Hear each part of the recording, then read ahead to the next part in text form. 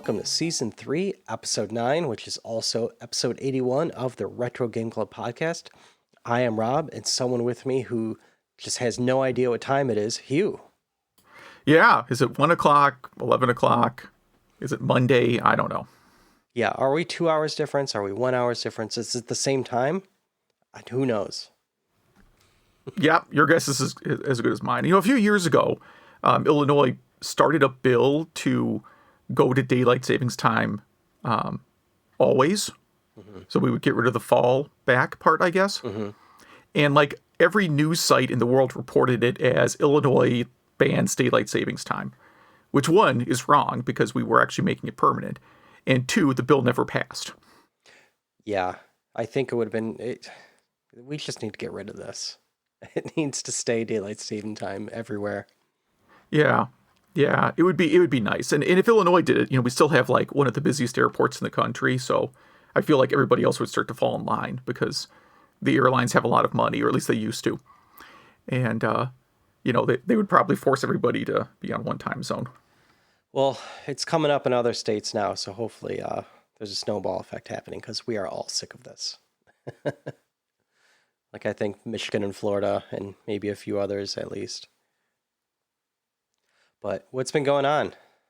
Not much, not a ton. I finished East 9 a while ago, probably a week ago at this point, and not really sure what I want to start next. I don't know.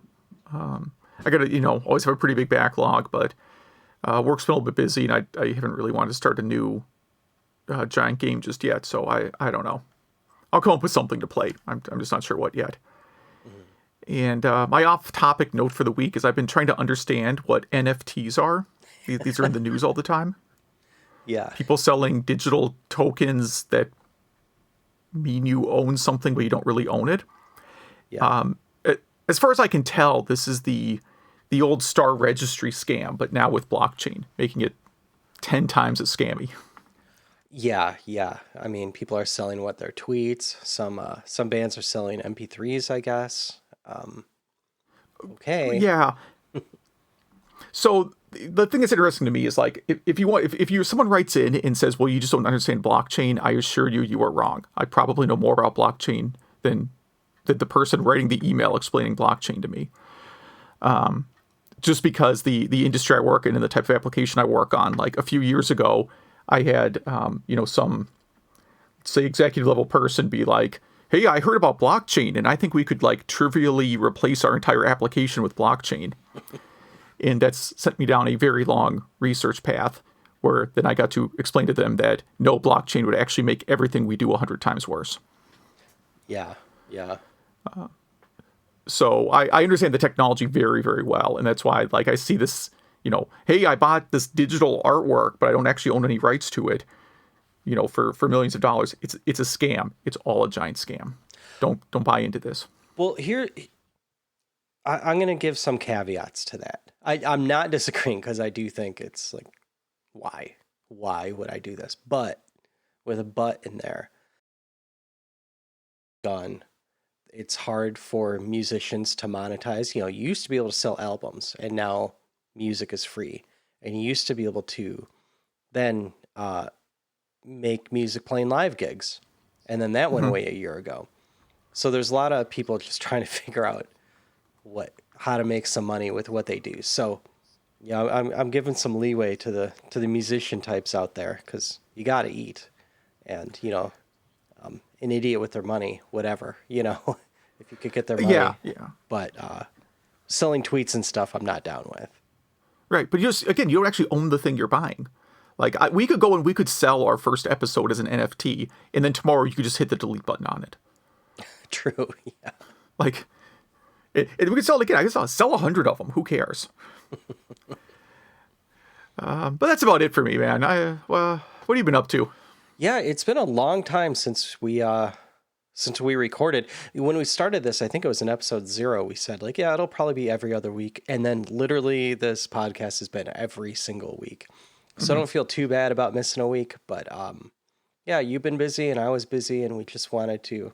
I honestly didn't have a chance to play the games for a little bit and actually read all the articles. That's why I wanted to postpone. I could have Oh, yeah. squeezed in recording, but I wanted to actually play them. You know what I mean? Yeah. So I finally fit that in. Yeah, I've been playing Ghost of Tsushima as a modern game, on top of our Game Club games. But with my kid apparently has control of the TV now. So Okay. now where my PlayStation is. So sometimes when he's around and I still want to play, I'll do the remote PlayStation play in my basement. Two things with that, which they don't explain really well. You can't use I don't know, I forget what the big button is, the trackpad thing on the PS4 controller. You can't use that over Bluetooth if you're connected to Windows or really anything. You have to plug in USB. So that was annoying to find out because the game I'm playing needed that. And also, I have a 10 gigabit wired network running through my house. Now, granted, Hmm. the PS4 is, I don't know, 100 gigabit tops. But Good. I know where this is going. Good. yeah, it's going nowhere good. Uh, it should be able to at least stream at 720, if not 1080, flawlessly. It was defaulting to 540 and maybe 25 frames a second. Hmm. I'm glad I got it working, and I just the fact that PlayStation Now is a thing that works really well, where you stream games over the internet, and Stadia, made sure I pronounced it your way Hmm. this time. Um, uh, Stadia is a thing that actually you could rip on it all you want, but it works great. You're streaming games through the internet with very low latency. No one uses it, but it works great. Hmm. With PlayStation 4, I can't stream wired in my house very Yeah. well. Yeah. So I at one point tried to get the PS4 to Vita thing working. This is two different pieces of Sony technology that they claim works. So you can turn on your PS4, and then anywhere on your network, you can have the Vita playing the PS4 game that's in. Does that make sense? So basically, you see the PS4 screen, and the Vita's like a PS4 controller. Yeah, I mean, they marketed the Vita for that when they launched Yes, it. yes. And no matter what you do, it tells you you don't have enough bandwidth. No matter what type of connection you have, and I've tried all of them, it will tell you not enough bandwidth. I'm convinced if you somehow connected a fiber line directly from the PS4 to the Vita, it would tell you there's not enough bandwidth. That's the only thing I haven't tried yet. Yeah. It's as far as and of course I looked online, and it seems like not a single person has ever successfully done this thing before. Yeah. I think that's a good listener question. I know it's not retro. I know Vita's getting retro, but if anyone has had success with this, with the Vita or the PlayStation TV, let us know how you did it. Yes. This is the one way the Wii U is like vastly superior to the PS4, because you can take that Wii U pad and you can take it pretty far away from the Wii U and play games on it. And it works perfectly. Yeah, it's absolutely a coding thing. They must have put their intern on this project or something. Really, they're trying to get you to buy a second PlayStation 4 for your basement TV. Probably, yeah. But All right. Well, yeah, we should probably. I know we're on a limited time today, so we should probably jump into some news, huh? we're both very busy. Today I have like a time crunch later. It took someone who writes for Destructoid 30 years to beat Zelda II. Yes. A thing I think I beat when I was 12. So, This was a difficult game for me, but I think I can't find it right now. But one of the last lines in this is, now he uses the rewind feature in the okay. Switch, which he says is great, but it's compensating for something which he is lacking, which is called patience. Yes, I mean, summer 1987 or 88 or 89, so I probably wasn't 12. I forget what year this came out, but yeah, it was probably summer vacation, and if you're not really an outdoor kid, then you got a lot of time to play Zelda 2. Yeah. Yeah, exactly. I mean, if you don't have a job, if you're a kid, you could just play it over and over again. And, Yes. Sonic is literally God for an entire planet. This is according to the comics. Is this canon or is this comic book canon? Yeah, I think the comics are canon. I think kind of like DuckTales, Sonic leans heavy into it. And yeah, apparently on his way back home to whatever his planet is called, I forget. These creatures evolve. He made a side trip onto this one planet, and then these creatures evolved from that planet to really think that he is some kind of god. So that's actually pretty funny. They should I think it's a Twilight Zone episode. Totally. Yeah, exactly. Yeah. So I kind of like that. And we have, this is our unplanned Sonic segment, I guess. Sonic the Hedgehog's weirdest moves that defy all logic. So let's have a speed round here. Okay. Figure 8 super peel out is one. Yeah. Running on air. And again, these are all in the comics too. Yeah. A numbing karate chop. So there's another fast big guy trying to get him, and he could karate chop the guy's knee, and he can't feel it anymore, and he falls over. Okay, that might actually work. Oh, totally. I think that one doesn't defy logic. This one is the one I really don't understand. Vibrating his molecules. Uh-huh. Wait, did they start with the premise that he's a hedgehog that can run on hind legs? Yeah, like literally the whole thing is defying logic. Yeah, I always wonder about these things that like really break down fictional characters and why things that this completely fake character can do don't make any sense. Top 10 things about the Force that don't make sense. I'm like, well, what about the existence of the Force? Can you just start with that? Yeah. Lasers that stop in the middle of air. Yes. In his last one, making fire with his feet. Yeah, I've done that by accident. Yeah. Let's see. Destructoid wrote a lot about Zelda this week because they also wrote about how Legend of Zelda helped free us from arcade ports, which, of course, it's a pretty obvious thing. Like, I would say Zelda and Metroid were both big contributors to that because really game systems up until the NES were very heavily dependent on arcade ports. I mean, of course, there were original games developed for 2600 and television, 7800. I think my favorite Intellivision games are all not arcade ports. But it was kind of a standard fare that home consoles were predominantly for arcade ports. And, clearly Nintendo was more successful at changing that than Mattel was. Oh, totally. And the inclusion of the battery inside the cartridge for your save games, where you're literally saying like, you don't need to feed us quarters, play this all you want, save, walk away, come back. You didn't even need to write down passwords or anything like that.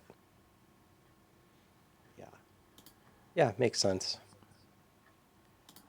All right, so there's a site here that we're going to link to Nicole.express. I don't know how you get a URL like that. But they have a review of the Sega Saturn Satiator? How do you pronounce that? I was going to ask you, Satiator. Yes. And so this is a thing you plug into the expansion port on the Saturn, and then you can play images that you have legally ripped. Yes, or likely torrented. Yes. I'm not asking any questions about where you got your Sega Saturn images.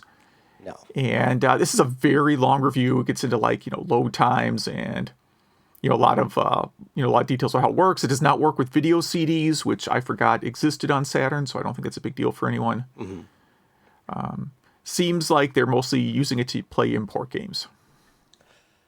Yeah, they tried it with a few US games, though, and they said it works great. It works great with the memory upgrade. It makes your load times a little bit faster. In fact, faster than the mode, which is the Terra Onion one that you have to take apart your Saturn to get working. So this seems like something a lot of our listeners would really like. I would like one of these. Is there a link to a price or anything? Official site has purchase info, and you could buy one here. This is one of the worst sites ever. About $260. It's out of stock right now, and it has a hilarious Hello Kitty like graphic art on it. Yeah. This It sort of looks like something someone is making in their garage. Yeah, with like a 3D printer and some prototype boards. But yeah, that would explain the price for sure. That they're probably hand assembling each one. And it supports up to a terabyte SD card. So I mean, you could easily fit all your Saturn stuff on there. This is great. Yeah, every Saturn game ever made is under a terabyte, I'm pretty sure. Yeah, definitely. I really think I have lots of ROM or ISOs, and yeah, it doesn't get close. I hope our listeners buy this and tell me about it. I already have a mode and a Phobe or Rhea, whichever one is for the US Saturn, so I can't justify spending even more money. Stick with the Saturn, I guess. Panzer Dragoon II Zwei, which translates to Panzer Dragoon 2-2, there's a remake along the lines of the first Panzer Dragoon I-1, I believe it's called, that will be coming out, I guess, this year. Absolutely. This is exciting. Spoiler for 2 episodes from now, but not this episode, but next episode, Panzer Dragoon is going to be my game.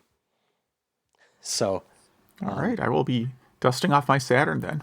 Yeah, absolutely. Or your Switch if you bought the remake. Have you ever heard of Legend of Makai? I have not, but I guess I would to play it soon. It is a Halico or Jalico, I don't know which one's correct, game, and I have no idea what this is. Yeah, I watched some gameplay online, but that was like 2 weeks ago now, so I totally forget what it is. But as of 10 days ago, you could buy this for $7.99 for Arcade Archives. I guess it was it made by Hamster? Oh yeah, they do all those ports. Yeah, Hamster does all the ports. I tried to get them for an interview, but no response. Super Nintendo World Theme Park is opening in early 2025 in Florida. That's big news. That is big news, yeah. Yeah, probably wanted to do it a year earlier, but it might be hard to... it's in Florida, though. Was this Florida or California? Which Florida. one is this? Florida, yeah. So I guess anything goes in Florida, so maybe there weren't any restrictions on working on it. Yeah, this is going to be at Orlando Universal Resort. Yeah, which I've gone to a couple times. It is, I could, at this point, come up with all kinds of great tips for there. But have you gone there? You've been there? Not for a long time. Me and my wife, since vaccinations are in Michigan, like pretty much widely available. We're starting to talk about quick vacations before everyone starts traveling. So I might be hitting you up on some tips for that. Yeah, I've gone there a few times. General advice, never go to Florida in summer. Little muggy. Yeah, unless you enjoy really, really sweating a lot, do not ever go. It's the reason I stay up north most of the year. Yeah. Nintendo cannot repair some 3DS models because it's out of spare parts. Yeah. Well, big market opportunity for someone to make repro parts. Then we got a YouTube video here, how to make a Game Boy cartridge. Yeah, this guy got a blank Game Boy dev cart from eBay for 50 pounds. And he pretty much takes a ROM and what do you call it? Do you image ROMs? Do you write ROMs? What do you do to those again? Well, you would write it, right? Yeah, I guess. Well, yeah, it's really an EEPROM, right? It's not really a ROM. Exactly. Yeah, because you can wipe it with UV light. But he has a whole gizmo here to wipe it. So you can make your own Game Boy cart now, and it's a little you could do that before, but there's a pretty fun video on how it's very easy to do and not too expensive. Unofficial Mario game, Pubjumper Mario. It was a Commodore 64 unofficial game. I guess someone has found it. It really just looks like a ROM hack of Popeye. I guess it's not a ROM because it's a game. I assume this will get a takedown very soon. Let's see if it's still here. The source is still available. That's good. Nice, yeah. Yeah, it's not the best looking game. It looks playable. Yeah, it looks pretty bad. Yeah. It's definitely there. Now, it's something someone made themselves as, I think, a 12-year-old in 1983. And it just kind of, it's not like someone just made it now. So a 12-year-old made this in 83. So, they did a great job. I probably could not write this game. I'm not like criticizing the person. They certainly did better than I could do. I could definitely make an even worse version of this game. But you're not running out to play it because it doesn't look like the best game ever made. Yeah. Speaking of best games, not the best games that were ever made, Pac-Land. This prototype was found, what was this, for the Amiga, and apparently the actual Pac-Land that came out for Amiga was not great, which again, it's pretty known that I'm not a Pac-Land fan. Apparently this prototype was a lot better, and it just never got released. Yeah, I think, when I think we did Pac-Land on the show quite a while ago. And it's a game I like the aesthetics, and I kind of like the idea of Pac-Land, but the execution is very bad. Yeah, especially in the arcade where I don't think you have sticks in this game, right? I think it's all buttons. No, it's all button-based. Oh, that is horrible. What a horrible choice. What else? Let's see. Former Activision co-founder is getting back into the Atari 2600 game business, basically doing small runs of new 2600 games. So he's got something called Casey's Gold and Circus Convoy that I don't recall. I looked at it a week ago, and you could not actually pre-order them yet, but they have Circus Convoy looks very advanced. It looks better than 2600. It does, yeah. Yeah, it looks really good. So they basically have a place to sign up for when pre-orders open. Cool. And I don't know, I have no idea how much these Activision guys made back in the day. When didn't they sell the company or something? Oh, that's right. Yeah. Yeah. Maybe they're just sitting on mountains of money. I don't know. This looks like a good game, though. It doesn't look like, someone trying to just make a quick buck on a bad 2600 game. Yeah, it looks like their company is called Audacity Games. So if anyone wants to look that up and doesn't want to, their site is very low frills. It's really just one of their things scrolling across is just HTML code. I can't get it to happen again, but it was kind of a funny bug. Oh, actually, you know what? Pre-orders open in 3 hours. Oh, nice. Yeah. What else do we got here? Let's see. Building the ultimate retro computer. So this is an article from The Verge about. I put this one on because I thought you would like this. This is about using the Mister to create a authentic retro computer. Absolutely, and The Verge definitely hit it on the head. This one, where, if you want to recreate, an Apple II or a DOS machine or really anything. I mean, this has got you as a VGA port and a USB port for your keyboard and mouse, and if even if you want to use a legacy actual keyboard for a computer that you don't have anymore, there's USB adapters for all that stuff. So yeah, the Mister is the way to go. I wish I had more time to put mine together. I think I have all the parts in the mail finally. I just have to go through all the boxes. Yeah, and this is also talking about like a particular case and some other add-ons that you get to get this whole setup together. And with the help of archive.org, you got all the software you need too.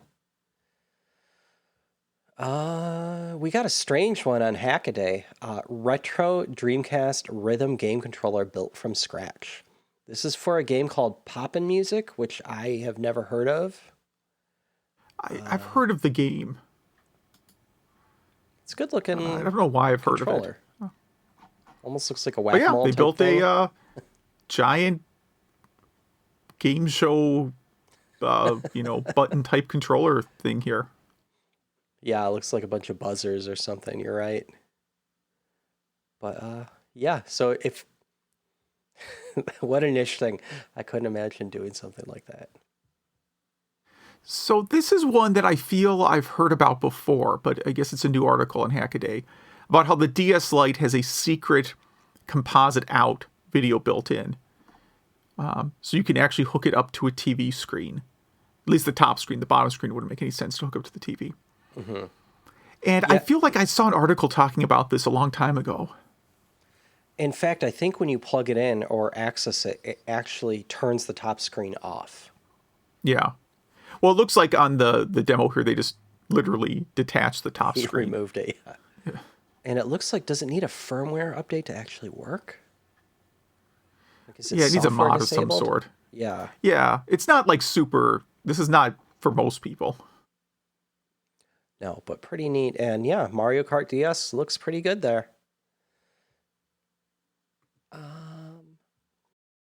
And then we're going to close out with a couple 2 AI articles. Yeah, well, they're both kind of strange, but this first one, reinforcement learning algorithm scores higher than humans and other AI systems at classic video games. So I guess reinforced AI is AI that actually learns by, what's the word I'm looking for? Patterns. It's kind of pattern recognition as well. So a lot of AI is really just, I mean, it's just clever programming, but this picks out the patterns and can solve games and does really well at 2600. There's a video here with, it has to be at least 10 games it's plowing through. Yeah. Okay, so, I mean, okay, I don't want to be that guy, but I mean, your description of reinforcement learning is a little bit off.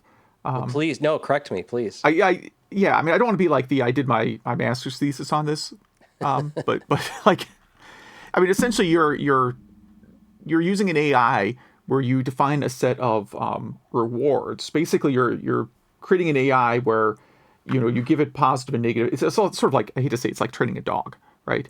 Mm-hmm. Where there's positive and negative reinforcement for every action the AI takes, and the AI is trying to figure out how to maximize its score, right? And you do have to know a bit about the game or thing that you're writing for that to work. Like, the AI is not going to figure that all out on its own, because it may take a path that gets it to a very high score, but then it fails, after a certain point. So it has to know some heuristics of the game that you're writing for as well. But like, there was some crazy thing a few years ago where like some AI, I believe, using the same algorithm or same type of algorithm, found out how to get like infinite points in Qbert. Like, it'll figure out like things that maybe humans wouldn't try. But I guess I'd have to see some of these playthroughs. I mean, they talk about a couple different games in this article, and I just have to believe that the people that wrote this knew, they didn't just hand the blank game over and like feed the score into the AI and just say keep doing stuff with the joystick and do things that get you the highest score, right? I think they had to at least teach it some of the rules of the world. We'll have to see. A lot of the games are very different, but that's a very good point. And I was just thinking that, no listeners, please don't take this idea, but I'm going to give it to everyone anyway. This would be a funny Twitch channel of just AI playing games. Oh yeah, it'd be it'd be very good. The thing is, 2600 is probably an easy system because you're going to end up teaching it. Yeah, see, this thing, you're going to end up teaching it how to act in certain frames. I bet you it's basically building a map of what to do at each frame by the end of it. In figuring out the optimum path through frames. So it's not actually like React. So it's not an AI in the sense of like, like if you were playing Madden like you're teaching to play a football game, you talked about pattern recognition, right? Like if you're building a football AI, you may build in some pattern recognition because it's like, okay, the defense is in 4-3 formation, and this linebacker is in and this one's out, all that kind of stuff.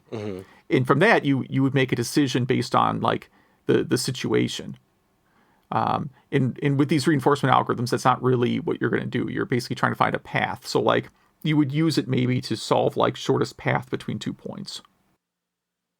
Yeah, so what you're saying is this would probably be good for something like Jungle Hunt, but this would not be good for like Magician's Apprentice. Well, this would be bad for any game where the results are random. Like this probably works pretty well for game mode 1 of Adventure on 2600, but not well for game mode 5 on Adventure. Does that make sense? Do you know Adventure well enough? No, I don't. No. Oh, so game mode 5 is totally everything is placed in a random location in the game. Oh, okay. Okay. I bet that this algorithm would not succeed at mode 5 for Adventure, but would easily destroy mode 1.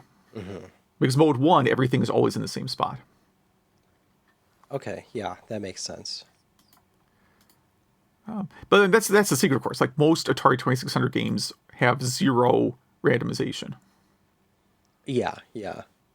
This gets back to how people figured out that the Dragster world records were fake. Because there's just no way. Right. And so once these have figured out a path, they just, it's basically just building like a long string of instructions. Well, cool. Yeah, pretty interesting. And then the next AI, SEAMAN creator YOOT SAITO on FISHY Dreamcast AI that was way ahead of its time. Did you get a chance to go through this one at all? No, I think this got added late, or I saw SEAMAN for Dreamcast and remembered like how unsettling that game is and decided not to read any further. He just talks about, kind of how and why he came up with this game. And it uses the voice recognition. There's only so many kilobytes or something you could use in the Dreamcast for this kind of thing. So how he licensed the technology and then made it work very specifically for this application, and how very capable the Dreamcast was at the time. So it's a very long article / interview, and pretty interesting. If AI and or a SEAMAN is your thing. Yeah. I'm sure the Dreamcast can do some pretty. I'm sure the Dreamcast can do a lot more than what we were exposed to, just because it had such a short life cycle that, if the Dreamcast was active as long as the PlayStation 2 was, there would be some very, very advanced games towards the end. Absolutely. Yeah. But yeah, I guess our topic this week was AI, huh? Apparently, yeah. But yeah, that was the news, and I actually held back almost as many news items as we had in this. There was just so many because we missed a week. So yeah. I guess we should just go right to Game Club. Okay, yeah, let's go. The thing is, you mentioned you played both of these late. I played both of these like the day that we recorded our last episode. Oh, nice. So it's been a while. Yeah. Well, I did Star Fox, which is a Super Nintendo game. I mean, if you're listening to this podcast, you know Star Fox. And it was famous for polygons on the SNES, even though it was only a few polygons. And it used the Super Effects chip to do that with. And the creators of this game, joke around saying that the Super Nintendo was pretty much just a holding thing for the Super Effects chip. It was just so much more advanced. This is known as Starwing in Europe and Australia. You play as Fox McCloud, and you have all your friends like uh, Slippy Toad and Peppy Hare and Falco and a few others, and yeah, you fly around and shoot things, and I don't know if it sounds like I'm not too hot on this game. It just for me, I played Star Fox 64 before I played Star Fox. And so Okay. going back to Star Fox really did not age well. The only parts of this game that I think are even playable are the parts that you have an aiming kind of crosshair thing. Some of the levels or some parts of the levels you don't. I just I couldn't get my aim on without those. Hmm. And yeah, I guess it's impressive that all this was on the Super Nintendo, and a lot of people really cherish this game. But for me, it maybe it just didn't age well. Maybe I remembered it more fondly. Um, but yeah, I kind of bounced off it hard this playthrough. It's kind of like widely known now that many interviews have been made that these guys pitched this, and obviously it was accepted, and they're part of, I don't know what Nintendo building they were in developing this, but was the only part of the building that Miyamoto could smoke. So he would go back all the time to have cigarettes, and they would just make sure that when he was walking back there, they would have the coolest parts of the game playing just to impress him. But yeah, so I've played this one. I played, obviously, like I said, Star Fox 64. And then most recently, whatever one that came out for Switch. Oh, Starlink Battle for Atlas I got. And I actually bounced off that pretty hard. That was a, 2019 game, I want to say, maybe 2018. Uh, yeah, I don't know. Not much to say about this one. I'm sure a lot of our listeners are cringing at me right now, but I'm just not too hot on this game. Nothing wrong with it, just not for me. What are your thoughts on this one? Yeah, I wasn't real big on it either. I played it on the Super Nintendo Classic Mini, whatever it's called. Mm-hmm. And yeah, it's visually a very, very nice game. I mean, I think it still graphically looks pretty good. I just don't, it's just not a style of game I ever get into much. And, I didn't really care for the controls. Certainly crashed a lot. I realized I could just get better at the game, but it's not something I normally play. It's way ahead. The thing that's interesting with Star Fox is like there are 32X games that are clearly kind of mimicking the Star Fox formula, and Star Fox is better than all of them.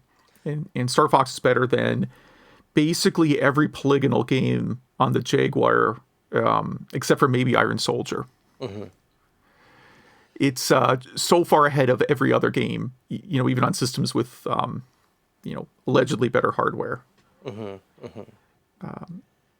But it's just not something I normally play. And I have played Star Fox 64, and I can't really get into that either, unfortunately.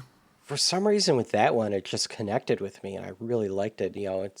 We won't talk about it too much because that'll probably be a Game Club game in the future. But yeah, this one, I mean, for me, I think a good analog is Mario Kart to Mario Kart 64. Going back to Mario Kart on Super Nintendo is just kind of meh for me. Where Yeah, it's not great. yeah, Not great. yeah.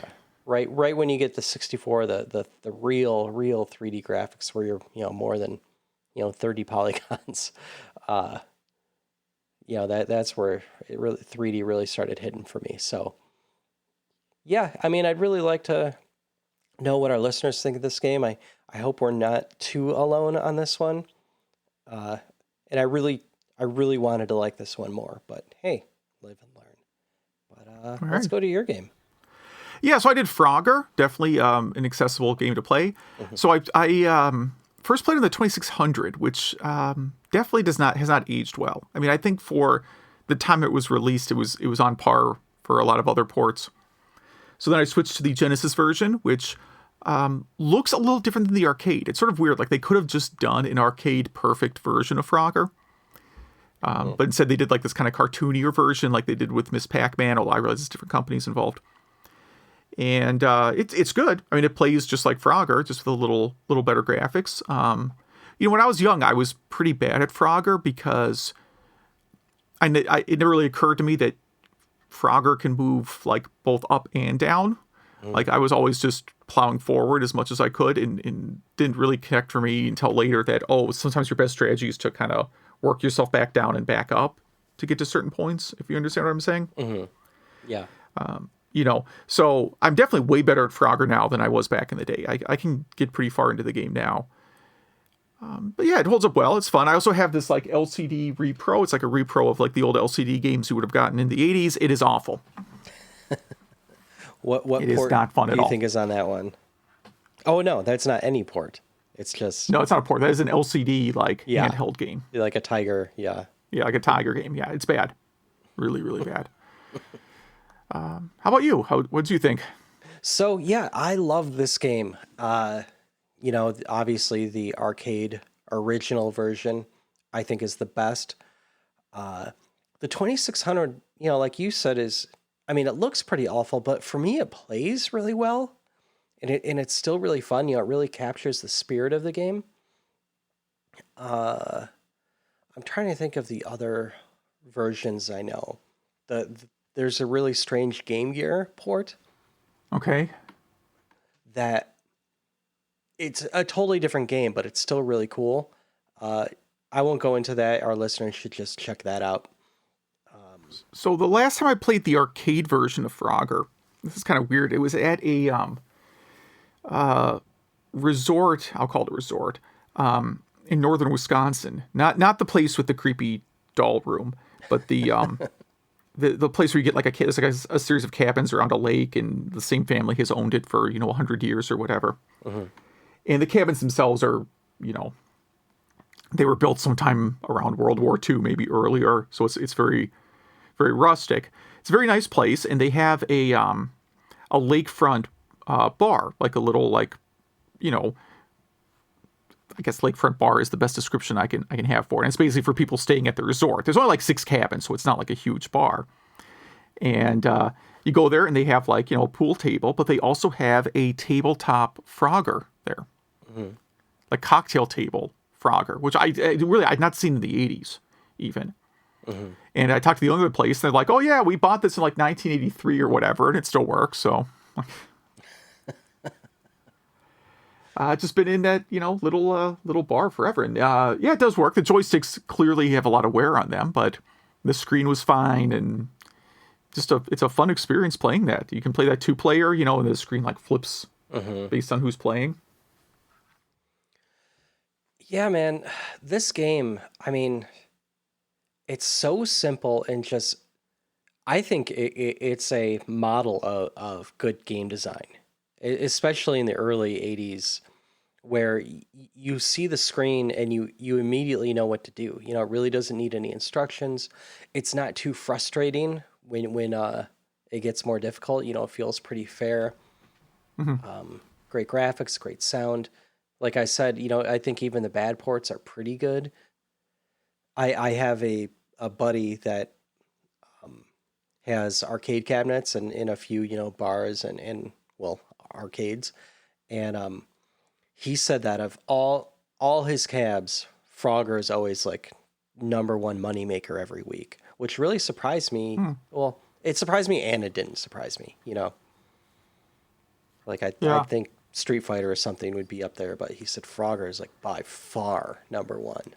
Yeah. Well, it's very accessible, right? Anyone, I think there's just a lot of people who don't like fighting games, so anybody will put a quarter in a Frogger machine. And it's probably a game you don't have at home. You probably don't have an arcade version. Everybody has ports of Street Fighter if you're into video games. And yeah. You have ports of Pac-Man, and you have 15 different devices that you can plug into your TV to play Pac-Man on. But I bet Frogger's not a game you have unless you have a MAME cabinet. Yeah, and it's just such a fantastic game for, how simple it is. The level design, it was just great. I really think, they really knocked it out of the park with this one. Yeah, absolutely, yeah. So, what do you think you're going to play for next Game Club? So, this is not super retro, but the game is over 15 now, and I think that seems old enough. I'm going to go with Katamari Damacy, or for Game Club purposes, it's all the same game. There's 5 or 6 different games called Katamari Damacy. any of them are fine. PlayStation 2, PSP, whatever. But yeah, that game, I can't believe how old that game is now. I'm kind of in the mood to play that this week. It is so good. Yeah. Cool. I'm so glad you picked that one. I'm going to go with Road Blasters. Yeah. That's a solid game, too. What's it? Yeah, that's a really solid pick, too. Oh, yeah. And it's this is not Road Blaster. This is Road Blasters, one word with an S at the end. So we have a link in the show notes. You'll probably have to go to archive.org or something to play it. I think there is a NES port, isn't there? Oh, I don't know. See, when I picked this, I didn't even know. There's a Genesis. I'm thinking of the Genesis. There's a Genesis and Lynx port, and it probably turns out I own the Lynx port. And there is an NES port. Look at that. I was positive there was a Tengen remake of this for NES. Go with the Genesis one though, if you don't want to do the arcade version. Yeah, I'm excited for both these games. Yeah. So if our listeners play any of these games or have different opinions on Star Fox, or have any news items or any cool projects you're working on, anything retro, email at retrogameclub.net. That is email at retrogameclub.net. Hit us up on Facebook. That's facebook.retrogameclub.net, or on Twitter at RGC Podcast, which Zach runs all that stuff for us. So thank you, Zach.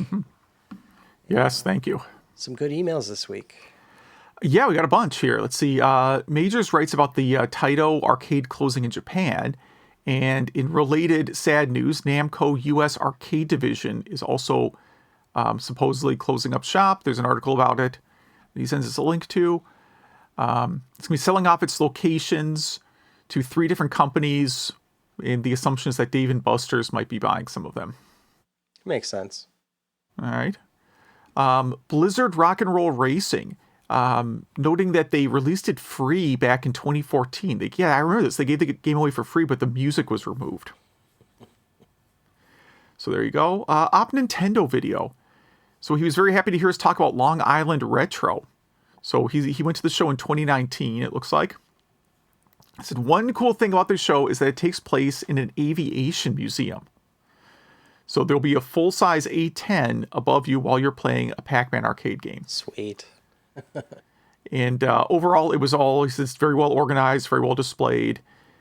They did have to cancel in 2020, but they are, putting out videos and podcasts and streams. And Twinkle Star Sprites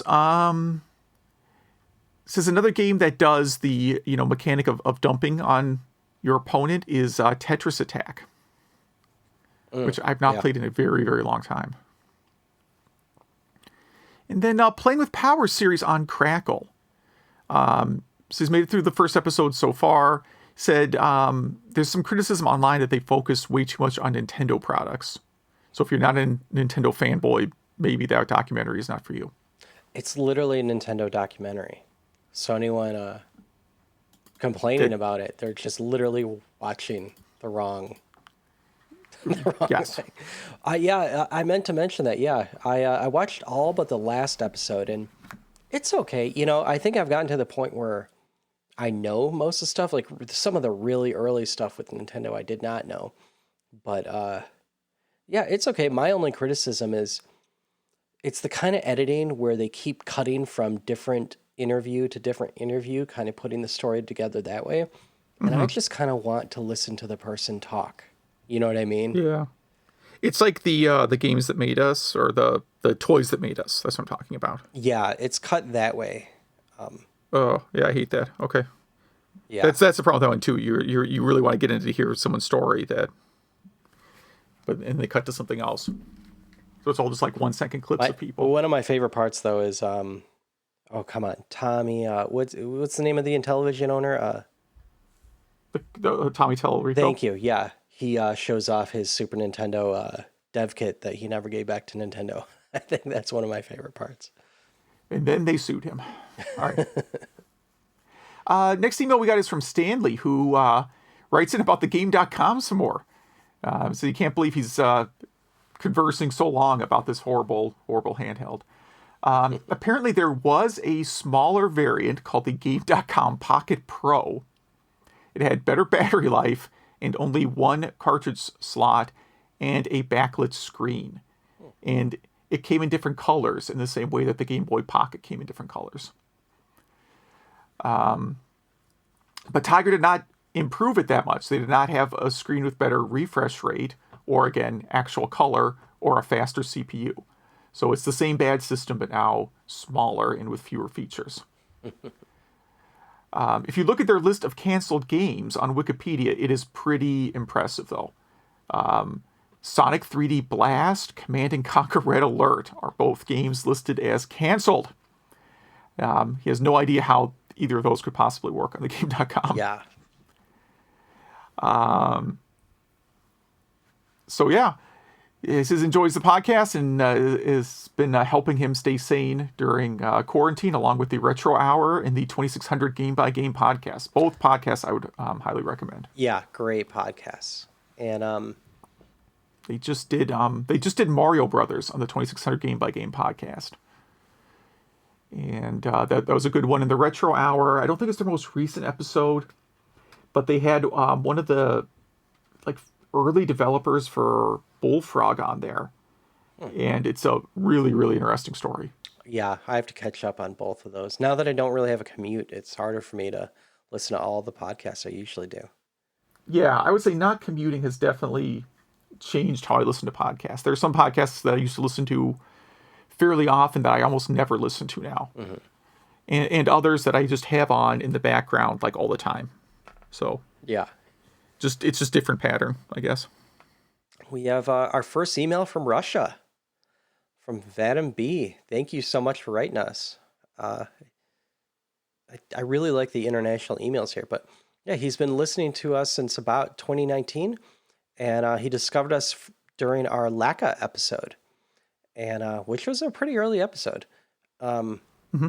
He's discovered some cool games.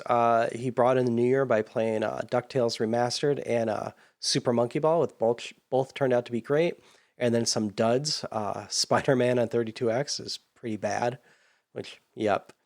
And he really enjoyed Twinkle Star Sprites. He really likes the kind of Japanese cute-em-up style, the Japanese cute style, but he never got into the cute-em-ups and really liked this one. And Side Pocket. He thanks us for bringing up this obscure gem. So I guess in mid-2000s rural Russia, Mega Drive knockoffs were still pretty mainstream among kids, and they had really beat up old carts, which he won't even really call carts. They were pretty much just bare PC boards. And so he traded his buddy, he forgets what game, but he got Side Pocket for it, and he actually really enjoyed it. He said he secretly enjoyed it back then because, he kind of told his friend it was probably a lame game, but I'll trade this anyway. Oh, I was going to say one thing though. I saw there was an article of maybe we talked about on this show, maybe not. I forget how long ago this was, but there was a really long write-up about the different Mega Drive knockoffs that were available in Russia and in other parts of Eastern Europe. I would really like to get some of those. There were some really crazy looking things. Yeah. I remember there was an article, I forget if it was Mega Drive, but yeah, it was, I think the one article we did that I remember was in Poland. Yeah. Okay. Wild stuff. It's weird consoles. So Vadim, if you want to send us some images of some weird Mega Drive knockoffs, we'd love to see those. And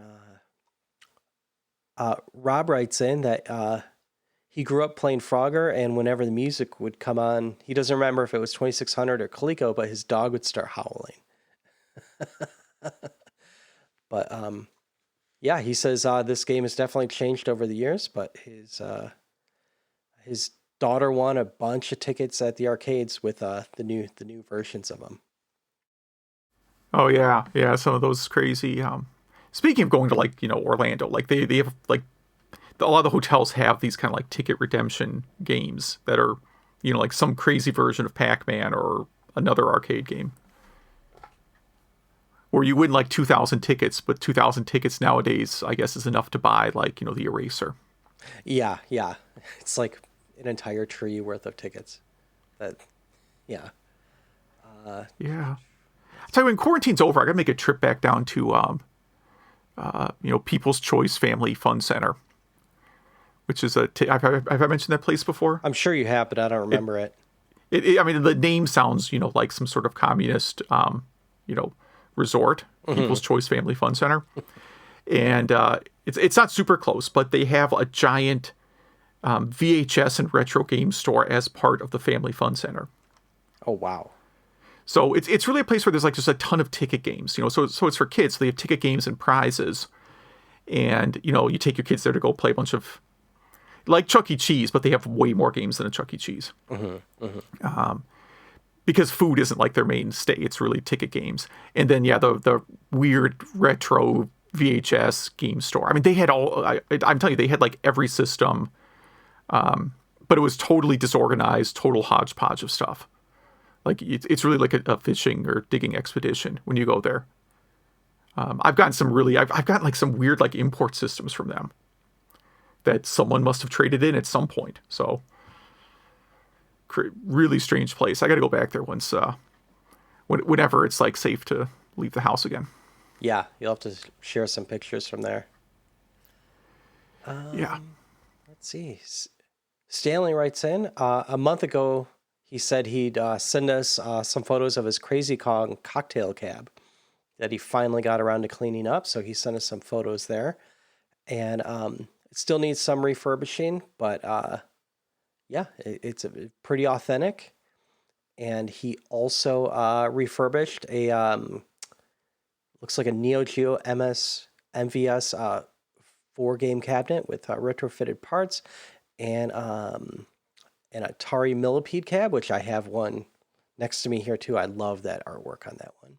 But he also repairs 2600s and 7800s for fun, adding composite and stereo and stuff like that. That's pretty cool. I wonder if he does it for other people as well.